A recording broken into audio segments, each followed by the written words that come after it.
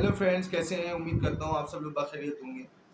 Last discussion की तरह जो मैंने आउटसोर्सिंग पे आप लोगों से बातचीत की थी, उसके अंदर मैंने आउटसोर्सिंग और फिर उसके बाद एक और टॉपिक उसी से रिलेट करता हुआ उसी की टाइप आउटसोर्सिंग की नॉलेज प्रोसेस आउटसोर्सिंग को डिस्कस किया था। आज हम अपनी आउटसोर्सिंग की एक और टाइप बिजनेस प्रोसेस आउटसोर्सिंग को डिस्कस करने की कोशिश करेंगे।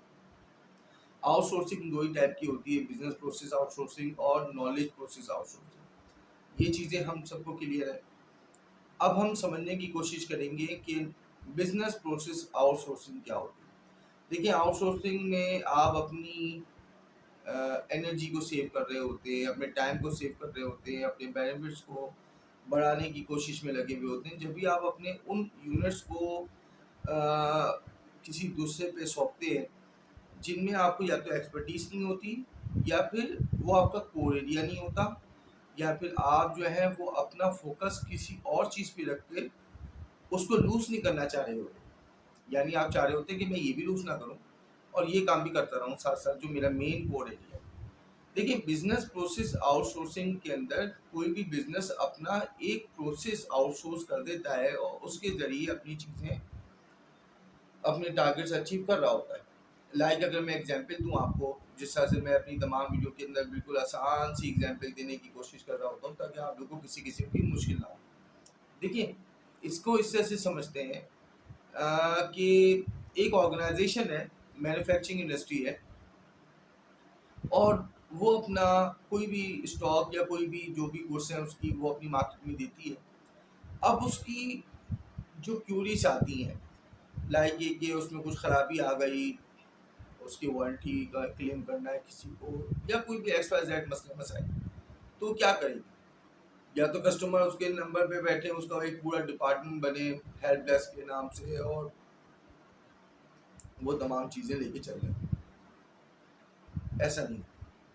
अमूमन ऑर्गेनाइजेशन इन चीज़ों को, अब फॉर एग्जांपल आप सेलुलर नेटवर्क की मिसाल ले लेते हैं, बिल्कुल इजी एग्जाम्पल। आप कोई भी X Y Z cellular network use कर रहे हैं, कोई भी सिम यूज़ कर रहे हैं, और आप कंप्लेन करते हैं तो वो उसकी कॉल सेंटर पे जाते हैं। आप किसी भी बैंक की सर्विस ले रहे हैं तो आप उसके कॉल सेंटर पे फ़ोन करते हैं। आप इससे अलावा और भी मुख्तलिफ चीज़ें हैं, जैसे आप इलेक्ट्रॉनिक्स की आइटम्स ले रहे हैं, किसी का एसी ले रहे हैं, किसी का रेफ्रिजरेटर ले रहे हैं, तो आप पहले उनके कॉल सेंटर पे कॉल करेंगे, अपनी कंप्लेन बताएंगे, अपना एक्स वाई जेड डिटेल देंगे उनको, फिर वो आपको उस पर सोल्यूशन देंगे। ये कंपनी के ओन्ड डिपार्टमेंट नहीं होते, ये आउटसोर्स डिपार्टमेंट्स होते हैं। कोई भी एक ऑर्गेनाइजेशन जो दूसरे लोगों को मदद दे रही होती है इस सिलसिले में, जैसे कॉल सेंटर्स को आप ले लें। एक कॉल सेंटर के अंदर मल्टीपल की अकाउंट्स होते हैं। अब कोई एक कॉल सेंटर है, उसके अंदर कुछ लोग जो है इस कंपनी को देख रहे हैं, कुछ लोग इस कंपनी को देख रहे हैं। हालांकि वो कंपनी जो है वो अपना काम किसी दूसरे से करवा रही होती है, क्योंकि वो नहीं चाहती कि उसका टाइम इन चीज़ों में लगे जिनमें उसकी एक्सपर्टीज नहीं है, जिसके लिए उसको एक्स्ट्रा लोगों को रखना पड़ेगा, जिसके लिए उसको एक्स्ट्रा पर्क्स देने पड़ेंगे। तो ये चीज़ हमारी क्लियर हो गई कि एक प्रोसेस को आउटसोर्स करने से ऑर्गेनाइजेशन को क्या फ़ायदे मिलते हैं। ये फ़ायदे, छोटे छोटे फ़ायदे, उसकी सेल्स को इंक्रीज कर रहे होते हैं, क्योंकि टाइमली कॉल सेंटर या इस किस्म के लोग जो आपसे अटैच होते हैं, वो आपकी प्रॉब्लम को आपके कस्टमर से आइडेंटिफाई करवाते हैं। आप अपनी चीज़ों को स्मूथ करते हो, सही करते हो, और उनके बाद जो इशू आ रहा है उसको रिजॉल्व करवाते हो। इससे से कस्टमर रिटेंशन आती है, आपकी सेल इंक्रीज होती है, और जितना अच्छा वो आपका आउटसोर्स सेक्शन आपकी आपकी वर्किंग को लेके चलेगा, उतना अच्छा जो है वो आपका कस्टमर रिटेन करेगा आपके से। तो ये बिजनेस प्रोसेस आउटसोर्सिंग बिल्कुल क्लियर हो गया। पिछले क्लिप के अंदर मैंने आपको नॉलेज प्रोसेस आउटसोर्सिंग क्लियर कर दिया था, उससे भी लास्ट वीडियो के अंदर मैंने आउटसोर्सिंग क्लियर कर दिया था। आने वाली क्लिप के अंदर मैं आपको बिजनेस प्रोसेस आउटसोर्सिंग और नॉलेज प्रोसेस आउटसोर्सिंग के दरमियान डिफरेंसेस, मतलब समझे बीपीओ वर्सेस केपीओ, मैं आपको एक्सप्लेन करूंगा और समझाने की कोशिश करूंगा।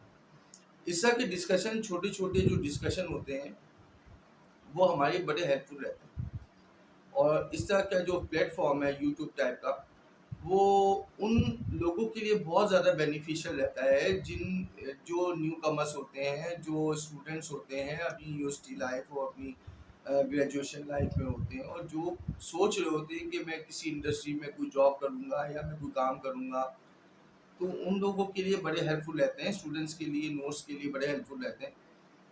तो स्टूडेंट से एक रिक्वेस्ट है कि आप लोग जो है चीज़ों को एक्सप्लोर करते रहें, चीज़ों को देखते रहें, चीज़ों को सुनते रहें। हर एक गाइडर आपको मुकम्मल आपकी रिक्वायरमेंट नहीं दे सकता। आपने थोड़ा यहाँ से, थोड़ा कहीं से, थोड़ा कहीं से करके अपनी रिक्वायर्ड इंफॉर्मेशन जमा करनी होती है, और फिर आप एक नज़रिए पे पहुँचते हो, और फिर अपने लाइफ टीचर से उसको मज़ीद एक्सप्लोर करते हो, क्योंकि मैंने इससे ये सुना था, उससे वो सुना था।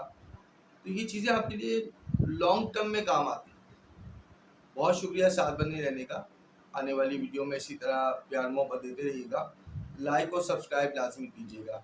बहुत शुक्रिया। Thank you so much.